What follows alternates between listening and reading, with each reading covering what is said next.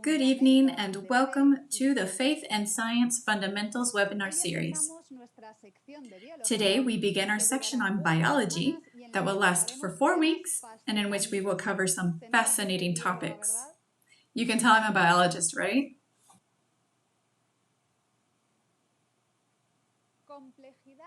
Complexity and interdependency. The title of our topic today sounds like it might be very complicated, but you'll see that it actually isn't. Or maybe it is. But don't worry, because I'll try to make it easy. I have called it this because complexity and interdependency are two important characteristics of living things, which differentiate them from things that are not alive, and which for me clearly point towards the need for a creator. But let's start from the beginning. We're talking about biology. So what is biology? Biology is the branch of science that studies life and living organisms.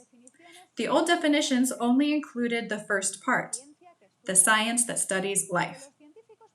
But scientists soon realized that we don't know what life is. So they added the second part. It is relatively easy for us to distinguish what is alive from what is not. So current definitions of life do not focus on what is, but on what living organisms do, and things that are not alive do not do. I'm sure that this phrase sounds familiar to you.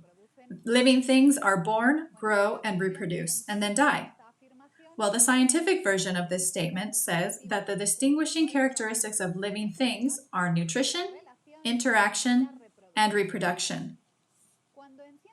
When we talk about nutrition in science, we're not referring only to eating and drinking, but to any exchange of matter and energy between a living thing and its environment.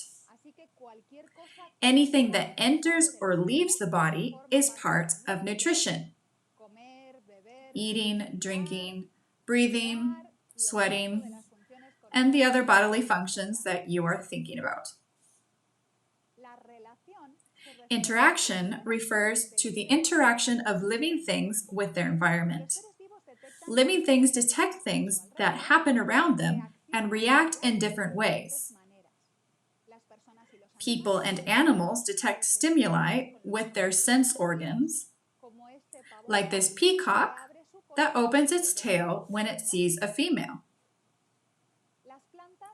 Plants that don't have eyes are also capable of detecting what is happening around them and react accordingly.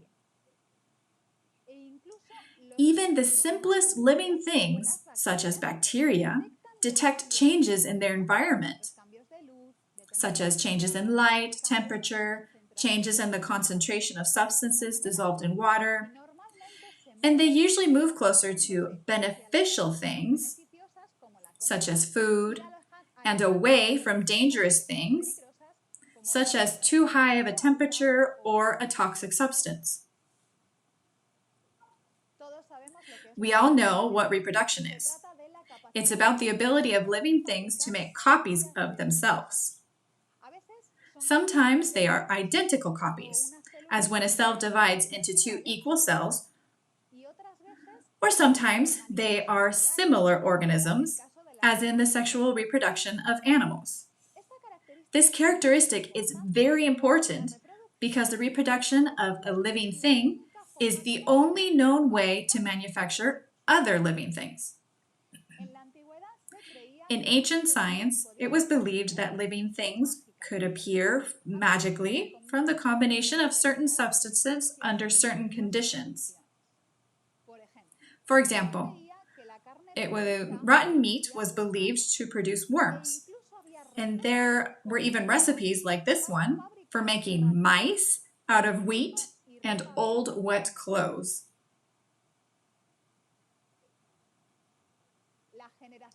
The spontaneous generation was what it was called, and it was refuted thanks to a series of elegant experiments by scientists like Redi, Spallanzani, and Pasteur.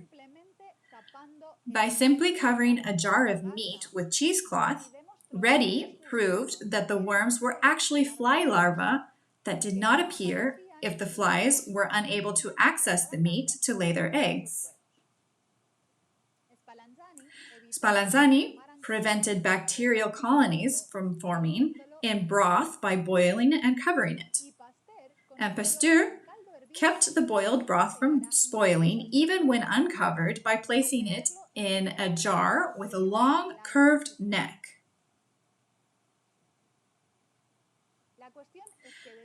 I have put some articles, well, actually, no, here. The point is that since 1855, when the so-called cell theory was completed, the scientific community agrees that cells arise from pre-existing cells, or what is the same, that every living thing comes from another living thing. As you could imagine, this is a problem for naturalistic theories because if the origin of life has to be explained by strictly natural processes, at some point the first living thing had to appear, and it had to be formed from something that was not alive.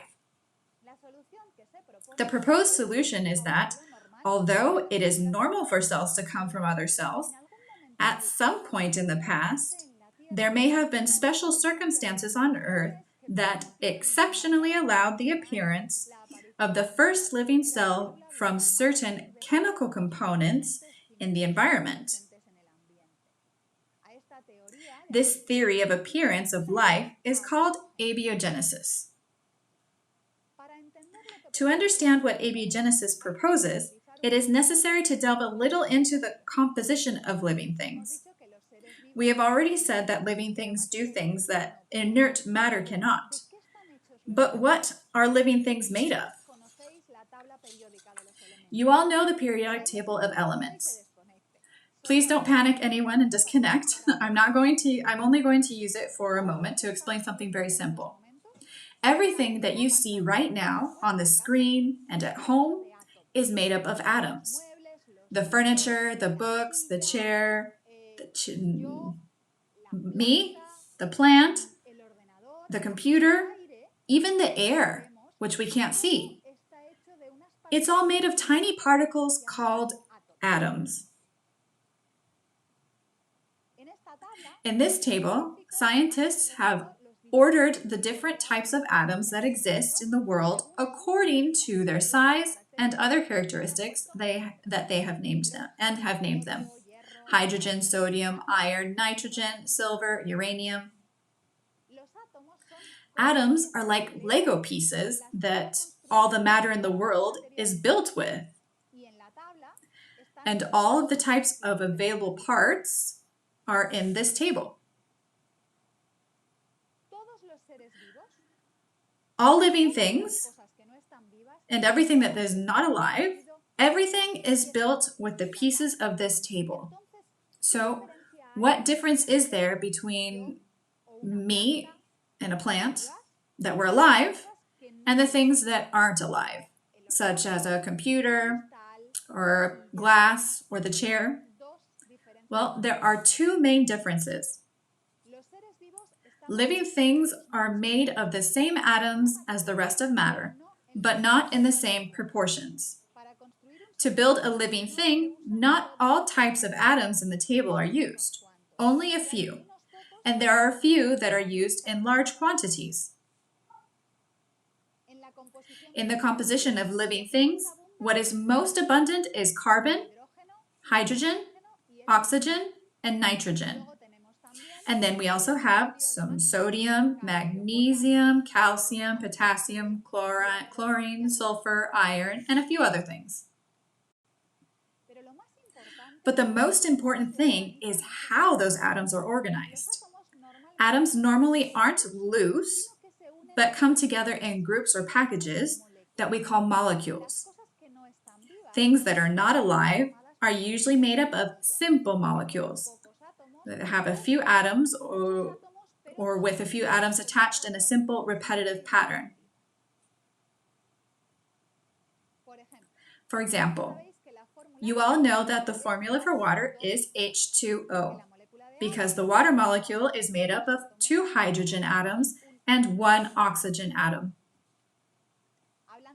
Speaking of oxygen, the oxygen that we breathe from the air is also molecular form. It is O2, 2 oxygen atoms bonded together. Carbon dioxide, which is the gas that we expel when we breathe out, also has a simple structure, CO2, 1 atom of carbon and 2 of oxygen. Methane gas is CH4, 1 carbon and 4 hydrogens. And the common salt is sodium chloride. And salt crystals have 2 types of atoms, chlorine and sodium, which are joined alternately, forming 3-dimensional structures, chlorosodium, chlorosodium, chlorosodium. And it continues like that. On the other hand, organic molecules, those that are part of living things, are much larger and more complex. Here we see a protein. Each of the balls you see is an atom. This is another protein. And this is a DNA molecule. As you can see, the atoms are the same, carbon and hydrogen, nitrogen, oxygen, but the way they are organized in living things is much more sophisticated. Organic molecules have a hierarchical structure. Normally, they are large molecules made up of smaller units. For example is, proteins are made up of smaller pieces called amino acids that are placed in a precise order.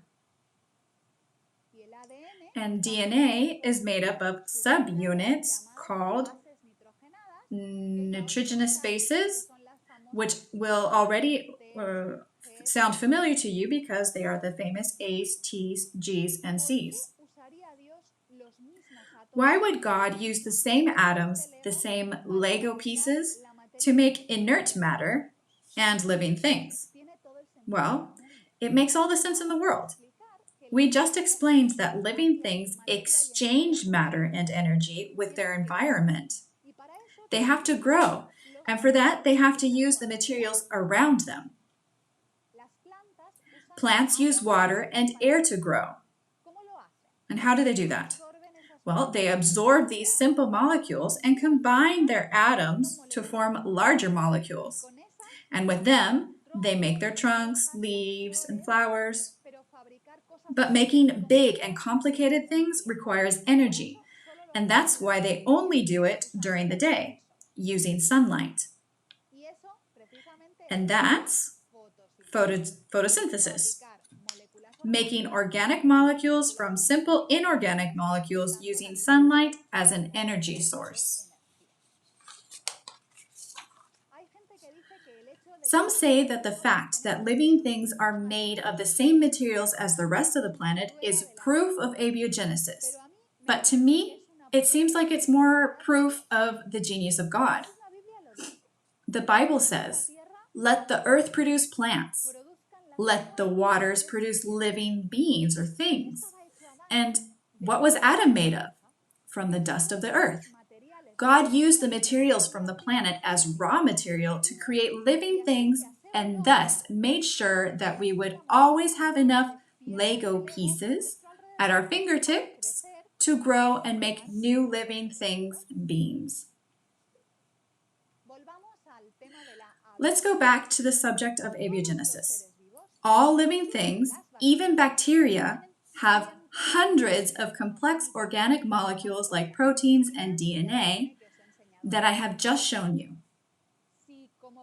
If, as proposed by naturalism, the first living things appeared from non-living matter without divine intervention, there would have to be a natural process capable of manufacturing these organic molecules from scratch, with no other living things. In the 50s, scientists were trying to find this process, and they designed some experiments that will perhaps sound familiar to you because they became very famous. The best known one is that of MILLER-UREY, and it consisted of the following. They built a circuit with several glass containers connected by tubes and put water inside.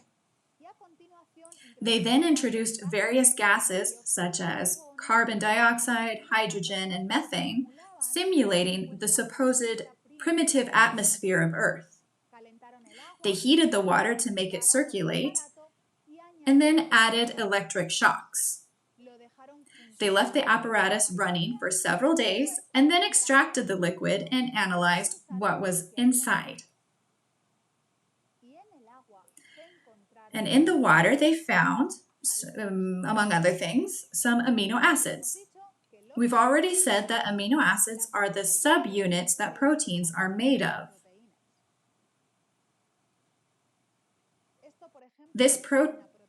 This here, for example, is a protein. It's called hemoglobin, and I'm sure it sounds familiar to you because it's the very large and complex protein found in blood that is responsible for transporting oxygen. It's made up of 4 protein chains, and each one of them has more than 140 amino acids. Next week, we will see this in a little bit more detail, but I will just let you know that amino acids have an intermediate complexity. They are larger and more complex than inorganic molecules, like water or carbon dioxide, but are relatively small and simple when compared to a complete protein. Normally, amino acids are only found in living things. So the fact that they managed to fabricate amino acids in the MILLER-UREY experiment was considered a great success. The first step in the production of life. Since this experiment was carried out, multiple versions and modifications have been made, and scientists have managed to fabricate many components of the different types of organic molecules. They haven't been able to fabricate proteins or DNA, but they have been able to make small loose parts such as amino acids or nitrogenous bases. For us to understand what these results imply and what they do not imply, I'm going to use an analogy. Let's imagine that the cell is a house. The house is made up of building materials, but it's much more than the sum of those materials. The results of the MILLER-UREY experiment are the equivalent of having obtained 3 types of bricks and a pair of pipes for the house. If we add the results of the rest of the experiments over the last 70 years, we would have some electrical cables, the rebar for the foundation, and some wooden boards. But this isn't a house, nor does it look like one. In reality, even if we had an industrial warehouse with all the necessary materials to build the house, it's still not a house. To turn all of this into a house, we would need an architect to design the house and tell us where each of the components should go, in what order, and how they should connect to each other. In other words, to convert building materials into a house, we would need intelligence and information. The same happens with living things. Organic molecules are necessary for life, but a package of organic molecules is not a living thing. Scientists working in the field of abiogenesis are aware of this difficulty, or this problem. Today, the origin of life is one of the greatest stumbling blocks of naturalistic theories of origins. And it's so difficult that some scientists have given up and decided to get rid of the problem by proposing that the first living thing came from space, which is a theory known as panspermia. In 2011, there was a scientific congress on abiogenesis in which experts from different fields came together. There were microbiologists, astrobiologists, biochemists, etc. And the New York Times represented this Congress with this image, where there are so many mixed theories that if life arose from the sea, if from the ice, that if it came from space, what does that mean? It means that nothing is actually known.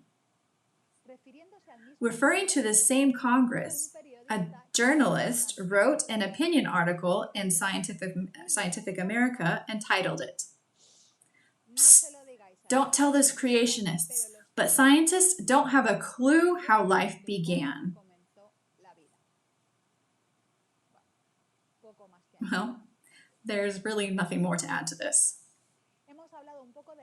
We've talked a bit about the complexity of organic molecules. Next week, we'll talk a bit about it a little bit more. But I want to remind you that organic molecules aren't even alive.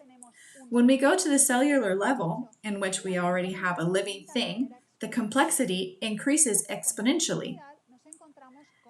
And along with complexity, we find interdependency. This concept is similar to the irreducible complexity that we explained a few sessions ago. We said that a molecular machine is irreducibly complex when it is made up of several pieces that work together to perform a function, and that if a piece is missing, the machine no longer works. This definition is applicable to molecular machines because they have relatively few components.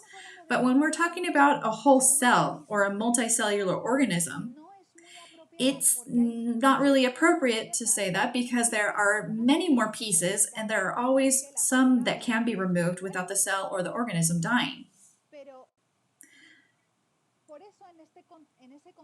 But that's why in this context, instead of using the expression irreducible complexity, I prefer to speak of complexity and interdependency. But the idea is the same. Living things are made up of many pieces that depend on each other for the organism to function correctly, and therefore a living organism cannot be fabricated sequentially over thousands or millions of years by adding the pieces one by one. This interdependency is found at all levels of living things. At the cellular level, for example, we find an interdependent relationship between proteins and DNA. This is the topic for next week, so we'll put it aside for now, but I will tell you that it is a lot like the chicken and the egg dilemma. Without DNA, there are no proteins, and without proteins, there's no DNA. So which came first? Bacteria and other tiny organisms are made up of a single cell, but animals and plants are made up of many different cells that organize themselves into tissues, organs, machines, and systems. In animal organs, we also find a high level of interdependence. A couple of weeks ago, someone was asking about the eye, so I thought it would be a good example to use in today's topic.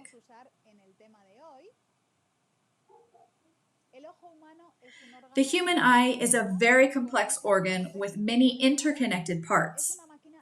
It is such a sophisticated machine that it seems impossible that it could have been produced by small successive modifications as required by the theory of evolution. Darwin himself acknowledges in his book on the origin of species that the idea of evolution of the eye could seem absurd in the highest possible degree. But then he proposes a theory of how it could have happened. It turns out that in the animal kingdom, there are many types of eyes. Some worms have cells in their skin that simply detect light. Then we have bivalve mollusks whose cells are the same, but are grouped in a sunken area that allows them to know the direction of the light. Other mollusks, such as the nautilus, have the same structure, but it's much more pronounced, with a small slit that communicates with the outside so that they can form images using the camera obscura principle. Snails have the chamber covered by a transparent membrane, and the octopus have a complex eye similar to that of the human being, although the structure is a little different. So evolutionists use this sequence of mollusk eyes to explain how the eye could evolve by mutation and natural selection. The simpler eye works because detecting light is useful. Then, each small change would have improved it. I want to tell all of you a secret about the eyes. Even the simplest eyes, those that are only single cells capable of detecting light, have several interdependent parts that are necessary all at once for them to see. What you see here is a cell in our retina called a rod, which is responsible for detecting light. If the human eye didn't have lenses or all the other structures that make it a sophisticated camera, if it only had those elongated cells that you see here, we could detect light and know at least if it was day or night. So how do rods detect light? At the top of the cell, there are a series of stacked discs that contain rhodopsin. Rhodopsin is a molecule that has two parts, a protein with more than 300 amino acids, which is painted blue in the drawing, and a molecule derived from vitamin A called retinol, which is shaped like a key in the drawing. It's the tiny pink figure at the bottom that you see, and at the bottom it's drawn larger so that you can see its structure. As you can see, it has an elongated part, like a tail, that is folded down. Thanks to this tail, the retinal is photosensitive, which means that it is capable of detecting light. When a ray of light reaches the retinal, the tail straightens, and this change in shape causes the retinal to detach from the protein, and each one remains on its own.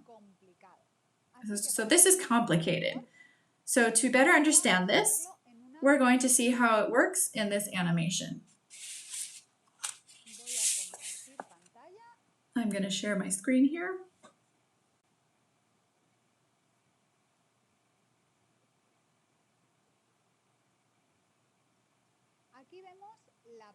Here we see the protein and the retinal.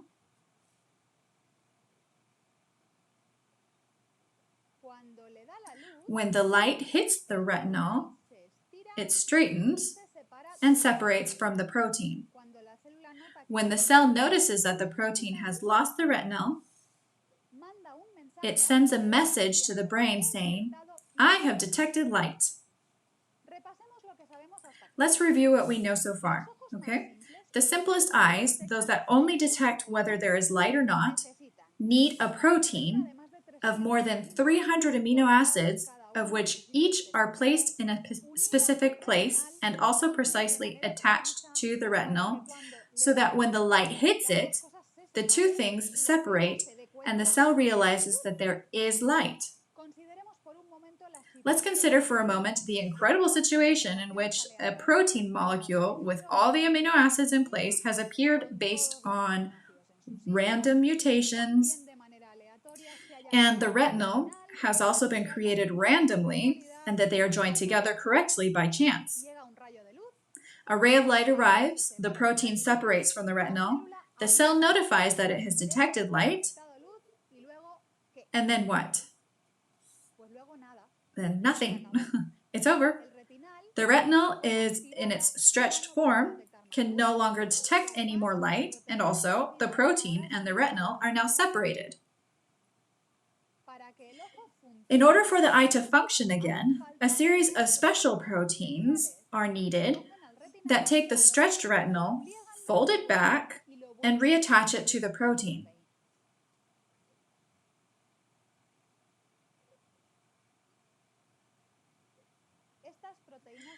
Those special proteins that help the other proteins do their jobs are called enzymes. And we'll talk more about them next week. But the important thing to know now is that even the simplest eye has a bunch of complex components that all have to be there at the same time in order to simply detect light. The protein, the retinal, and the enzymes that allow the cycle to start over. So even though the entire eye is not irreducibly complex, the light detection system is. These kinds of connections of parts that depend on each other to function are everywhere in biology. If we look not at an organ, but at a complete organism, we realize that in animals, their parts are connected and interdependent. An animal is a whole that cannot be made solely by adding pieces one by one. A very obvious example is the metamorphosis of insects. A caterpillar is a completely different animal from a butterfly. The butterfly has legs and wings and feeds on nectar from flowers through a spiral-shaped tube or straw. The caterpillar is a leaf-eating machine that crawls from one leaf to another with its plump body.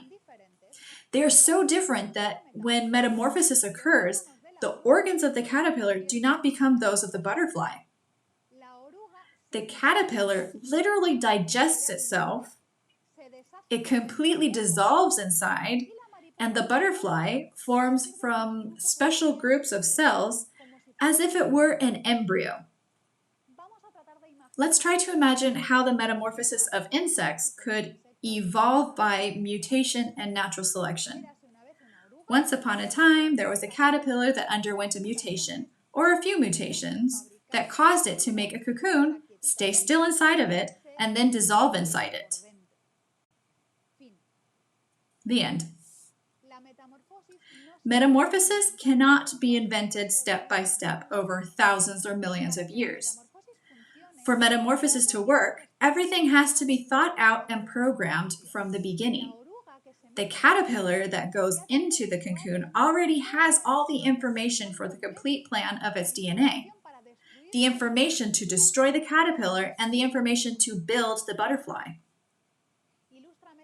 Ilustra Media actually has a fabulous documentary on this subject that is precisely titled Metamorphosis. There you can watch digital animations of what happens inside the body of a caterpillar when it's transforming. You will also get to see the incredible life cycle of monarch butterflies and many other amazing things. And by the way, if you have time, I recommend that you also watch the other two documentaries in the same series, Flight and Living Waters. The first is about birds and the second is about aquatic animals.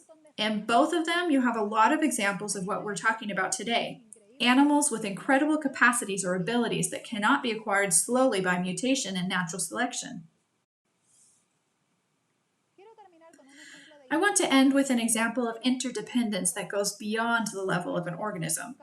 Living things never live alone, but are integrated into an ecosystem. In an ecosystem, each type of organism has its function, its role to fulfill. And if we remove one of the organisms, the ecosystem is normally affected, and sometimes it can even be destroyed.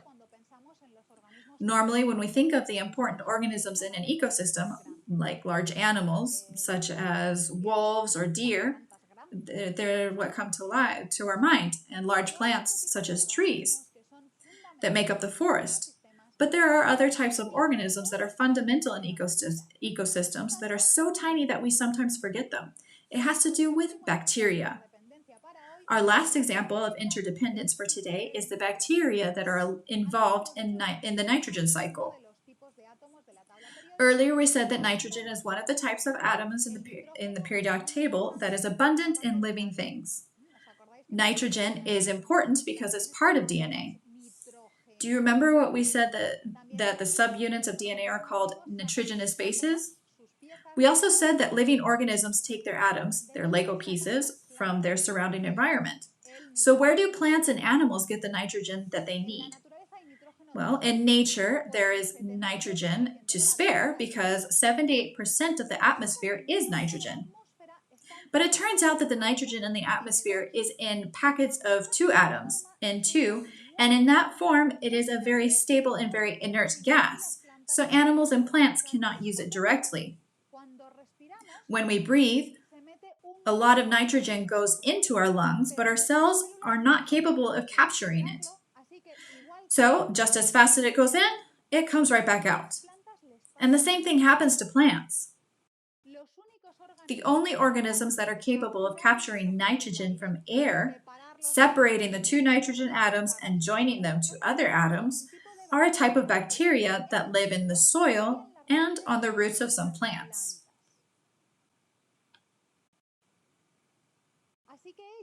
So they are the ones that are in charge of capturing nitrogen from the air and converting it into molecules that plants can use.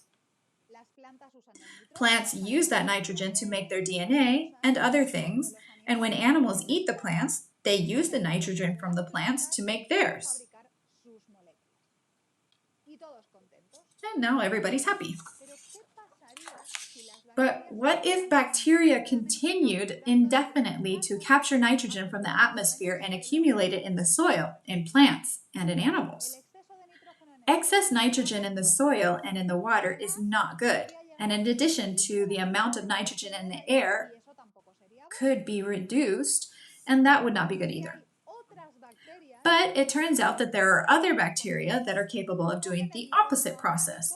They take the organic nitrogen and convert it back into atmospheric nitrogen. It's actually a lot more complicated because capturing nitrogen from the atmosphere and converting it into a form that plants can use requires several steps. And there is a type of bacteria that is responsible for each step of the transformation. I'm not going to go into details. I just want to make it clear that the nitrogen cycle cannot work if we don't have all the types of bacteria from the start.